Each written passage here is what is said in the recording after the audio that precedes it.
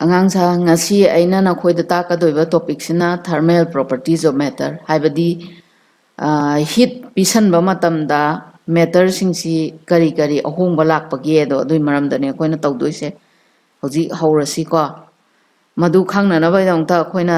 ꯁꯝ definition ꯈꯔ ꯍꯥꯟꯅ ꯑꯩ ꯅꯣꯏꯗ ꯍꯥꯏꯒꯦ ꯏꯍꯥꯟ ꯍꯥꯟꯕꯗ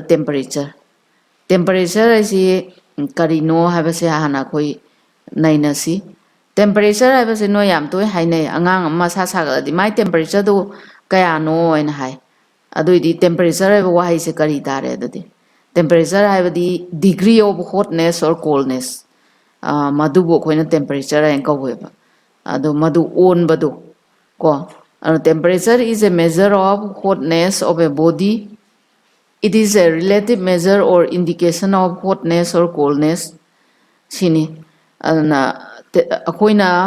ꯑꯉꯥꯡꯗꯣ ꯃꯁꯥ ꯁꯥꯏ ꯁꯥꯗꯦꯁꯦ ꯀꯃꯥꯏꯅ ꯇꯧꯔ ꯈꯪꯉꯤ ꯃꯉꯣꯟꯗ ꯄꯥꯏꯕ ꯃꯇꯝꯗ ꯃꯥꯏ ꯃꯔꯥꯏꯕꯛꯇꯨ ꯁꯥꯔꯗꯤ ꯑꯩꯒꯤ ꯏꯁꯥꯒ ꯆꯥꯡꯗꯝꯅꯕꯗ ꯃꯥꯅ ꯁꯥ ꯇꯥꯔꯒꯗꯤ ꯃꯗꯨ ꯏꯠ ꯏꯖ ꯔꯤꯂꯦꯇꯤꯚ ꯃꯦꯖꯔꯅꯤ ꯔꯤꯂꯦꯇꯤꯚ ꯃꯦꯖꯔꯅꯦꯕ ꯑꯩ ꯂꯧꯔꯤꯗꯣ ꯑꯩ ꯏꯁꯥꯒ ꯌꯦꯡꯅꯕꯗ ꯑꯗꯨꯅ it is relative measure or indication of hotness or ꯀꯣꯜꯅꯦꯁꯇꯨꯅꯤ ꯑꯗꯣ ꯀꯃꯥꯏꯅ ꯇꯧꯔ ꯈꯪꯉꯤ ꯋꯤ ꯀꯦꯟ ꯄꯔꯁꯤꯞ ꯈꯪꯉꯤ ꯄꯔꯁꯤꯞ ꯇꯧꯏ ꯇꯦꯝꯄꯔꯦꯆꯔ ꯕꯥꯏ ꯇꯆ ꯁꯣꯛꯑꯒꯅꯦꯕ ꯑꯩꯅ ꯈꯪꯉꯤꯗꯣꯀꯣ ꯑꯗꯣ ꯃꯥꯒꯤ ꯇꯦꯝꯄꯔꯦꯆꯔꯒꯤ ꯌꯨꯅꯤꯠꯇꯤ SI ꯌꯨꯅꯤꯠꯇ ꯀꯦꯜꯚꯤꯟ ꯀꯧꯏ ꯑꯗꯨꯒ ꯑꯩꯈꯣꯏꯅ ꯌꯥꯝ ꯇꯣꯏꯅ ꯁꯤꯖꯤꯟꯅꯕꯅ ꯗꯤꯒ꯭ꯔꯤ ꯁꯦꯜꯁꯤꯌꯁ ꯁꯤꯖꯤꯟꯅꯩ ꯑꯗꯨꯒ ꯃꯥꯁꯤ ꯑꯇꯣꯞ ꯑꯇꯣꯞꯄ ꯌꯨꯅꯤꯠ ꯃꯌꯥꯝ ꯑꯃꯁꯨ ꯂꯩ ꯐꯥꯔꯦꯟꯍꯤꯠ ꯑꯗꯒꯤ ꯔꯃꯔ ꯁ꯭ꯀꯦꯜ ꯀꯥꯏꯅ ꯌꯥꯝ ꯂꯩꯈ꯭ꯔꯦꯀꯣ ꯑꯗꯣ ꯅꯦꯛꯁ ꯑꯃꯨꯛ ꯌꯦꯡꯉꯁꯤ ꯍꯤꯠ ꯍꯥꯏꯕ ꯋꯥꯍꯩꯁꯦ ꯍꯤꯠ ꯍꯥꯏꯁꯤ ꯅꯣꯏ ꯌꯥꯝ ꯇꯥꯏ ꯑꯁ ꯍꯤꯠ ꯍꯥꯏꯅꯀꯣ ꯑꯗꯣ ꯍꯤꯠꯁꯤ ꯀꯩꯅꯣ ꯌꯦꯡꯉꯁꯤ ꯍꯤꯠ ꯍꯥꯏꯕꯗꯤ ꯃꯥꯁꯤ ꯑꯩ ꯑꯦꯛꯁꯄ꯭ꯂꯦꯅꯦꯁꯟ ꯑꯃꯈꯛꯇꯪ ꯇꯧꯒꯦ ꯅꯣꯏꯅ ꯅꯤꯡꯊꯝꯊꯥꯒꯤ ꯃꯇꯝꯗ ꯏꯔꯨꯖꯔꯝꯗꯥꯏꯗ ꯏꯁꯤꯡ ꯕꯥꯔꯇꯤꯟꯗꯨꯗ ꯑꯌꯤꯡꯕ ꯏꯁꯤꯡ ꯌꯥꯎꯕꯗꯨꯗ ꯑꯁꯥꯕ ꯈꯔ ꯍꯩꯖꯤꯜꯂꯤ ꯑꯗꯨ ꯍꯩꯖꯤꯟꯀꯥꯟꯗ ꯉꯁꯥꯏꯒꯤ ꯑꯌꯤꯡꯕ ꯏꯁꯤꯡꯗꯣ ꯁꯥꯒꯠꯂꯛꯏ ꯀꯣ ꯑꯗꯨꯅ ꯃꯗꯩꯗ ꯇꯧꯔꯤꯗꯣ ꯀꯩꯅꯣ ꯑꯁꯥꯕ ꯏꯁꯤꯡꯗꯒꯤ ꯑꯌꯤꯡꯕ ꯏꯁꯤꯡꯗ ꯍꯤꯠꯇꯣ ꯆꯠꯂꯦꯕ ꯑꯗꯨꯅ ꯍꯤꯠꯁꯦ it is a form of energy transferred between two or more system or a system and its surrounding by virtue of temperature difference temperature ꯈꯦꯠꯅꯕꯅ ꯃꯔꯝ ꯑꯣꯏꯗꯅ ꯁꯤꯁꯇꯦꯝ ꯑꯃꯗꯒꯤ ꯁꯤꯁꯇꯦꯝ ꯑꯃꯗ ꯑꯦꯅꯔꯖꯤ ꯆꯠꯄꯒꯤ ꯃꯈꯜꯁꯤꯕꯨ ꯑꯩꯈꯣꯏꯅ ꯃꯁꯤꯕꯨ ꯑꯗꯨꯃꯥꯏꯅ ꯆꯠꯂꯤꯕꯗꯣ ꯃꯗꯨꯕꯨ ꯑꯩꯈꯣꯏꯅ ꯑꯗꯨꯒꯤ ꯑꯦꯅꯔꯖꯤꯗꯨꯕꯨ ꯍꯤꯠꯏꯅꯔꯖꯤ ꯍꯥꯏꯅ ꯀꯧꯋꯦꯕ ꯀꯣ ꯑꯗꯨꯅ ꯑꯩꯈꯣꯏꯅ ꯊꯦꯡꯅꯔꯤꯕꯗꯨ ꯍꯤꯠ ꯑꯦꯅꯔꯖꯤꯅꯤ ꯃꯥꯗꯤ ꯀꯩꯗꯧꯋꯦ it is a form of energy transferred between two or more system ꯑꯃꯗꯒꯤ system ꯑꯃꯗ transfer ꯇꯧꯏ or system and its surrounding by virtue of temperature difference temperature ꯈꯦꯠꯅꯕꯅ ꯃꯔꯝ ꯑꯣꯏꯔꯀꯥꯟꯗ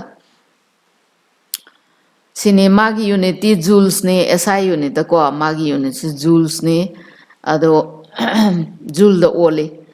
ꯑꯗꯨꯒ ꯃꯦꯖꯔꯃꯦꯟ ꯑꯣꯐ ꯇꯦꯝꯄꯔꯦꯆꯔꯁꯦ ꯀꯃꯥꯏꯅ ꯃꯦꯖꯔ ꯇꯧꯏ ꯌꯦꯡꯁꯤ ꯇꯦꯝꯄꯔꯦꯆꯔ ꯃꯦꯖꯔ ꯇꯧꯅꯅꯕꯒꯤꯗꯃꯛꯇ ꯑꯩꯈꯣꯏ ꯅꯍꯥꯟꯋꯥꯏ ꯅꯣꯏꯅ ꯈꯪꯈꯤꯕꯗ ꯇꯦꯝꯄꯔꯦꯆꯔ ꯍꯥꯏꯁꯤ ꯊꯔꯃꯣꯃꯤꯇꯔꯅ ꯑꯣꯜꯂꯤ ꯀꯣ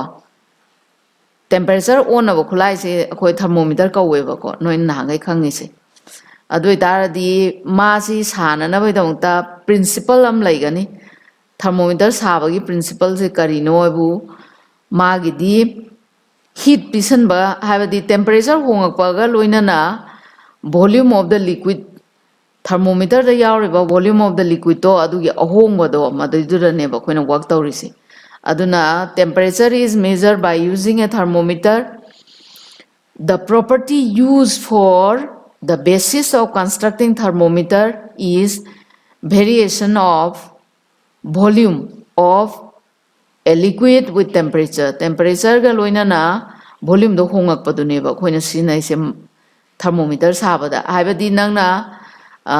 thermometer am laure aduga 0 degree ice thame after some time nang mercury gi khwaidagi magi lowest point to the nang mercury do laigrani adagidi 0 thaba mapaduda hakpa mapaduda nangna amuk 100 degree gi isinga saubamgi mathakta mercury do matam khara thame adui matamda da ngasai mercury do kakhala ani aduga 100 hakpa mapaduda matam ngahak lerakanda ma leirani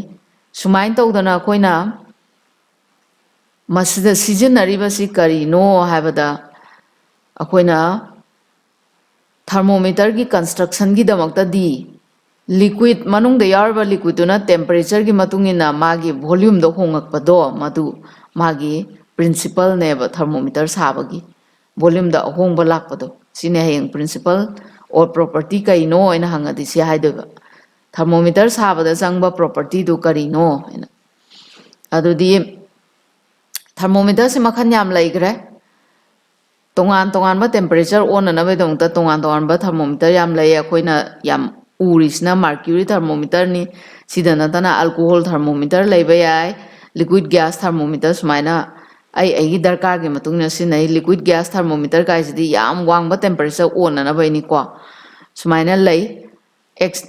in common liquid gas thermometer mercury alcohol etc are used whose volume varies linearly with temperature over a wide range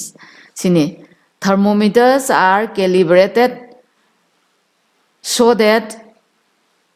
a numerical value may be assigned so aigadamni okak isi so aigadabako numerical value may assign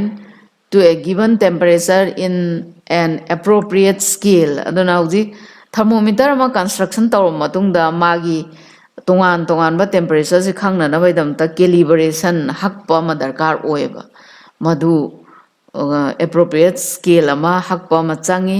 madu hakpagi mawong di kamai tawe kamai tawge bo ahambada mercury construction tawraba mercury thermometer si 0 degree ice ta matam kuina thamani thamkanda mercury gi level do adu do matam khare matungda constant oire constant oi mafam duda mercury gi surface level do ado aina mafam mama hak ani masai thermometer mathak duda madui mafam do koina 0 degree c ena tharani celsius ta di ko adai amu mercury se amu puraga asauba ising mathakta matam khara thamme adai de yong mercury gi du sum kakhalani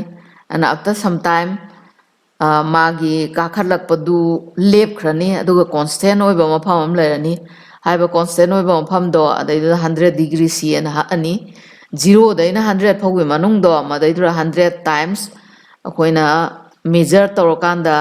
scale chingani aduga tongan tongan ba temperature do hapa yare sumai tawdana akoina calibration tawi aduna hojik se haise thermometers are calibrated so that a numerical value may be assigned to a given temperature in an appropriate scale sumai tawdana calibration tawi adaidi yango hojik ai noina mangda mercury thermometer makhal ahum puthore kari kari sina centigrade ki thermometer sina Fahrenheit sina Kelvin di SI unit ki ko sese yengo sida 0 degree C mapa sida Fahrenheit na 32 degree Fahrenheit somdana 273.15 degree Kelvin adagi boiling point si 100 degree C ni corresponding Fahrenheit na 212 degree Fahrenheit si magi di boiling point oire aduga somda SI unit di 373.15 degree Kelvin sumai oire dai sum jathagraga sesida nangna Kelvin scale da 0 degree Kelvin naina thaba ma pam lai mai maming si absolute 0 kawi ko si corresponding centigrade na -273.15 degree centigrade ta oe aduga Fahrenheit na -459.69 degree Fahrenheit si oe si 0 degree Kelvin si bo kone absolute 0 oina kawi masi assumption da ideal gas amana hariba temperature si di magi volume lairoi sineba sini ado phare hojik for these two fixed reference point ai ngasai mayam am haigre the ice point freezing point and steam point boiling point of water are two convenient fixed points sidi ai ngasai takre ko in Fahrenheit and Celsius scale ice and steam points si my value si Fahrenheit na 32 degree Fahrenheit sina ice point ne aduga 212 degree Fahrenheit sina steam point ne aduga Celsius na 0 degree C sina ice 100 degree C na steam point ne respectively mabani market relation si jo puthok pa yare to temperature at Fahrenheit minus 32 divided by 212 minus 32 khaido 180 equals to temperature in Celsius divided by 100 sumaina akoi amaga mai marakta relation laire sigisina horen sigisina kaidoge habada nangna Fahrenheit ki scale ama pirame aduga centigrade to on ba centigrade scale piraga Fahrenheit on ba masi sigi formula sana tawdoini ko next ideal gas equation and absolute temperature si maram de yengsi ideal gas equation ai sidi kaino haidom ta yengsi kaigumba gas khara mokhoi si mokhoi gi expansion gi behavior se adum hongdana leiba adum gas khara leiba all gases at low densities exhibit same expansion behavior aduga the variable that describe the behavior of a given quantity of gas are pressure volume and temperature karigumba gas amagi mage expansion gi masak lepna na baidong ta seasonary ba si pressure ne volume ne temperature ne sina seasonai seisida capital T se sigo absolute temperature kawi capital T jire kaiga mana ge da Celsius scale plus 273.15 degree si masi si absolute scale kaurani aduga hariba gas sina Boyle's law and the Charles law illabadi Boyle's law ga Charles law ga punjal lakanda semi ba equation do bokoina ideal gas equation naina kawi Boyle's law na kari hai at constant temperature the PV equals to constant high ado Charles law da na mo at constant pressure V by T equals to constant high ba equation ani se masi punjan narakanda low density gas sing se high ba equation ani si illi ado formula ani si punjan kanda de koina PV equals to PV by T equals to constant am thore adudi constant se masi aina value hapsale angoto mu r aina hapsale sigi mu r se sida r sibu universal gas constant kawe r sigi maming sigi r se aduga mu sina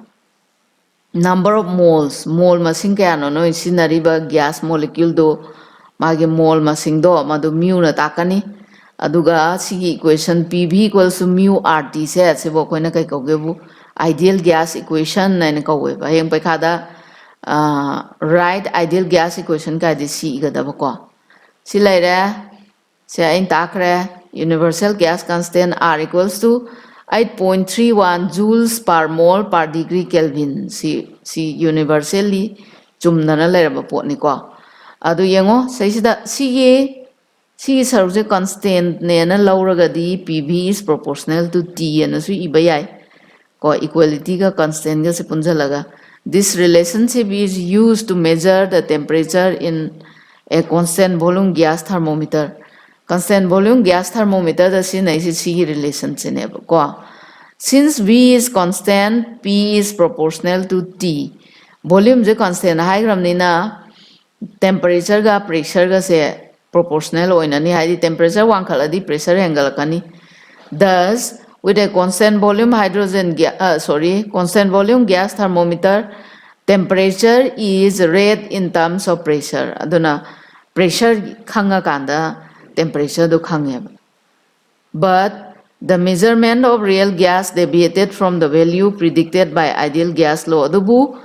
ideal gas law se masi real gas adi mana predict torami ba hana harami sing se khara laithoi deviate tawediko.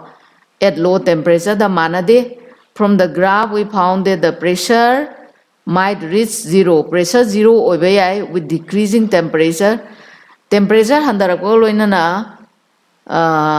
pressure di handarakpa yai zero tarakpa yai, but we found that pressure might reach zero with decreasing temperature if the gas continues to be a gas. Gas na gas oina lairabadi pressure se zero oirakpa yai sini.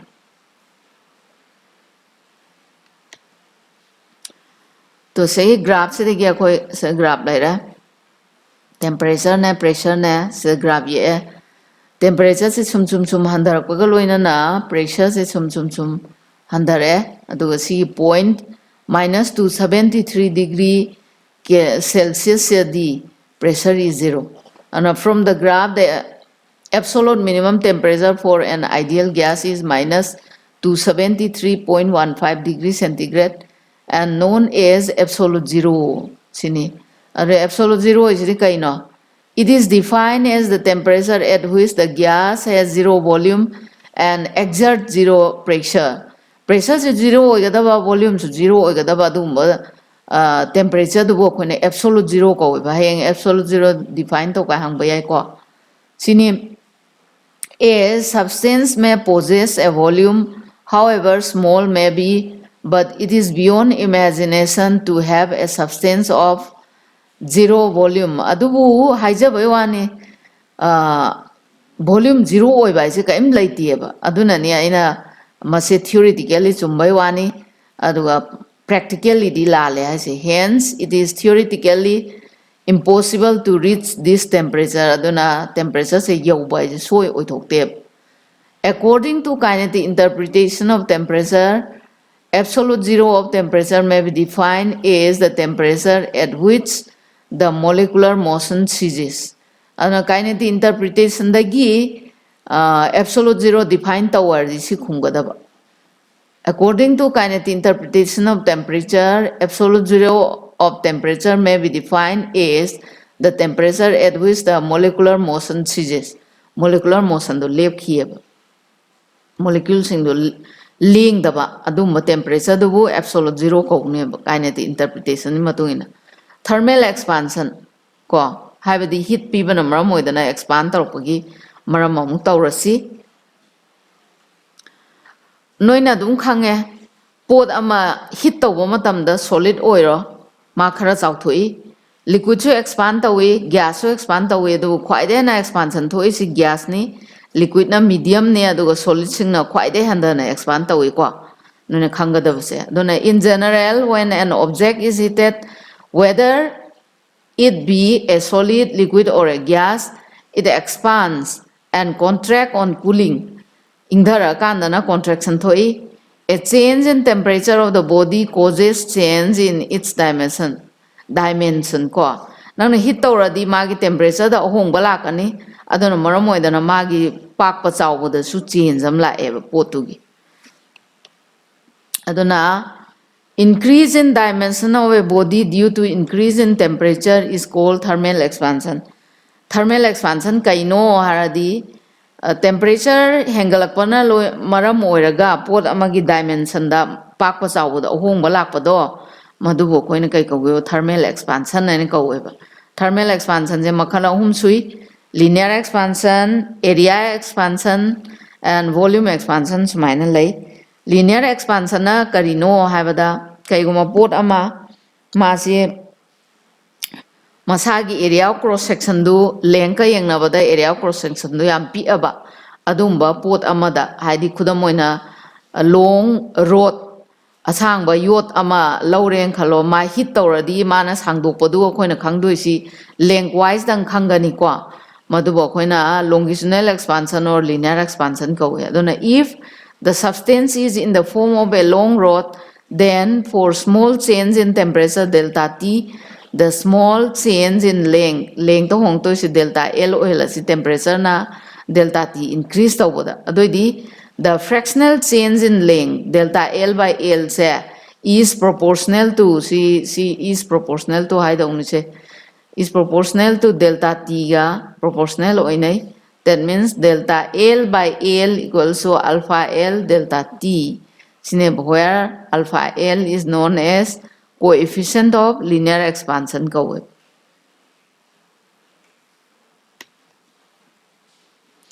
Adai next areal expansion, area da expand tawba kaiguma substance am leire kudamoina magi length leiba breadth leiba duma substance aduga my thickness ti yam paaba aduma pot am leire ma se is allowed to hit sahaladi akoina kari khangani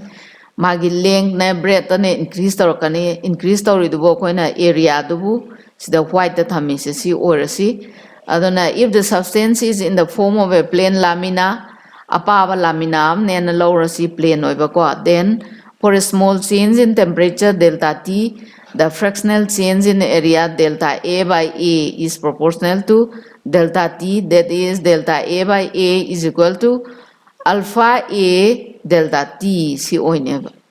adagidi volume expansion dana mo sumba cuboid am lowre cuboid sigi length breadth and the thickness loy manare and is allowed to hit sahale du sahaladi kedore ma expand torani and the dotted line the udliba saruksina expansion tawraba matungi ko adona sida manungje some increase in volume the khara hengalani madu delta b na silasi adoitardi we consider the fractional change in volume delta v by v of a substance for a temperature delta t. The coefficient of volume expansion t. Coefficient of volume expansion si akoi hojik mathang jida koina togdoi ko coefficient of volume expansion do nang ata ithone del siga chamana na dum ibera delta v by v is proportional to delta t adadi delta v by v is equal to alpha v delta t aduga hauji alpha v du pamadi ko v by delta v sida 1 by delta t ne yelani chini. Here alpha v is also a characteristic of a substance but is not strictly a constant. Madi constant ate it depends in general on temperature and becomes constant only at high temperature. High temperature dadang constant oyeba. To relation between alpha L, alpha A and alpha B have the coefficient of linear expansion, coefficient of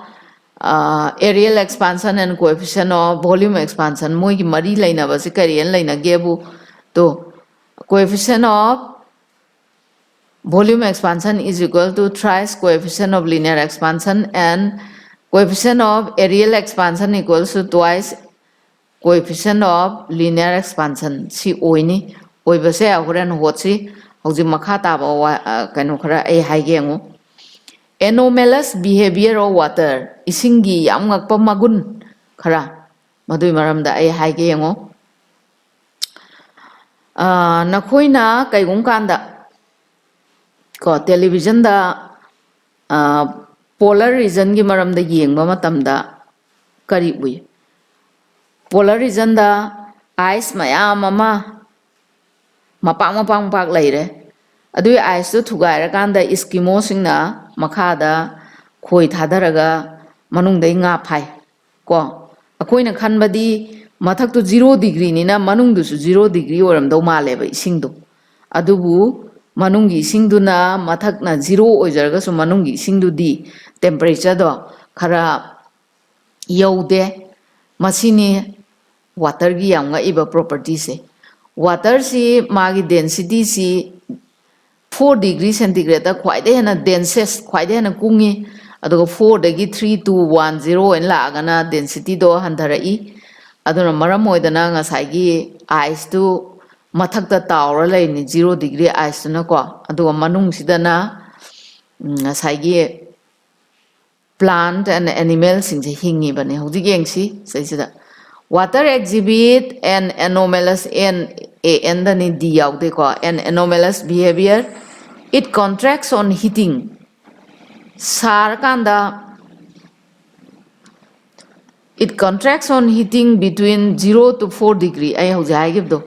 0 to 4 degree the water gi density se kungjalai 4 degree agi the maximum oil 4 degree mo 5 6 and haraga the density do mo decrease tawrai.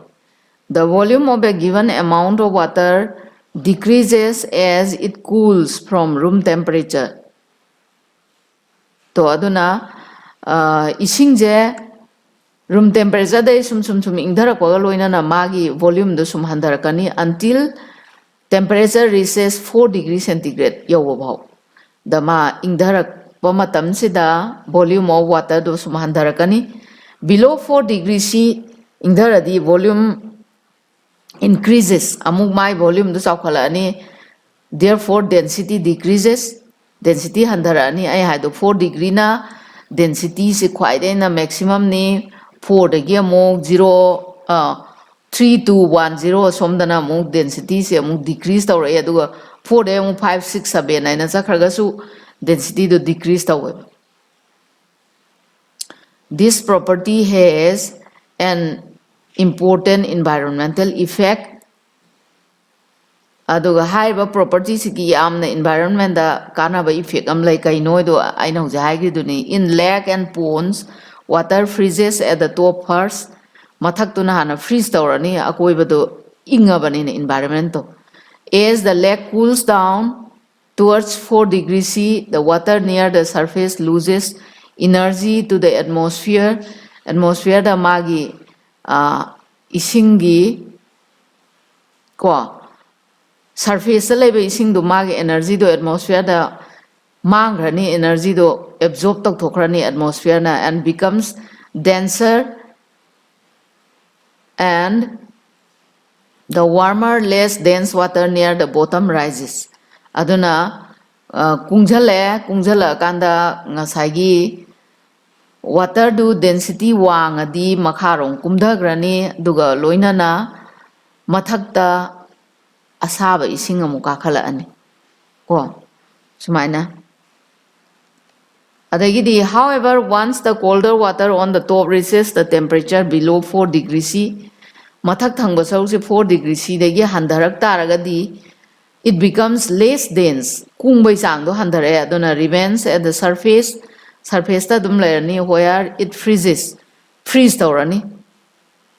It freezes. So animals and the plant mathak tugai density do handaramni taw layerni ice olaga ko aduna manungda leiba animal and plants inside the lake or ponds can survive. Hingbaga mani manungdu temperature do 4 degree and above the leiba. If water did not have this property, lakes and ponds would freeze from the bottom up. Kaigamba haiba property se lairamda taradi kaidogebu isingje makha da yona freeze tawba horkadamneba. Sini na water gi khwaide ngakpa property aheng paikada write the anomalous property of water. Water gi anomalous property si kaino kaina 3 marks aga hangadi si khunggadaba ko. Sina liquids lore gas ke moharage. Gas tadi at ordinary temperature expands more than solid and liquid. Gas di solid and liquid agi hana expansion lai. For liquids, the coefficient of volume expansion is relatively independent. For liquids, the coefficient of volume expansion is relatively independent of temperature. Aduna coefficient of volume expansion si magi temperature ki makha pondeba ko magi di. However, for gas it depends on temperature. Sayang paikada hangba suyai hangdab suyai khangjalu. Coefficient of volume expansion si liquid ki oina di temperature da independent oil du gas ki oina di depend taweba temperature da. For an ideal gas, the coefficient of volume expansion at constant pressure can be found from ideal gas equation. And coefficient of volume expansion se puthokpa ideal gas equation dagi. So, at constant pressure, the delta V by V equals to delta T by T. that is coefficient of volume expansion is equal to 1 by T for ideal gas sini to aina ngasai nokhoida take haigibado correlation between coefficient of volume expansion, coefficient of linear expansion, and coefficient of areal expansion. Moi sing dui maram dau ji yeng si cuboid am laura se ba leng si L sang ba adu ma se all side ta equally expand taweba adu itaradi adu ma cuboid am laura daidi mai temperature si delta T de hengala lo adu itaradi then we have delta L by L equals to alpha L delta T sitani adagidi B di delta B di kai gamana ni L plus delta L whole cube minus L cube sini adagidi A plus B whole square sado si manung dagi to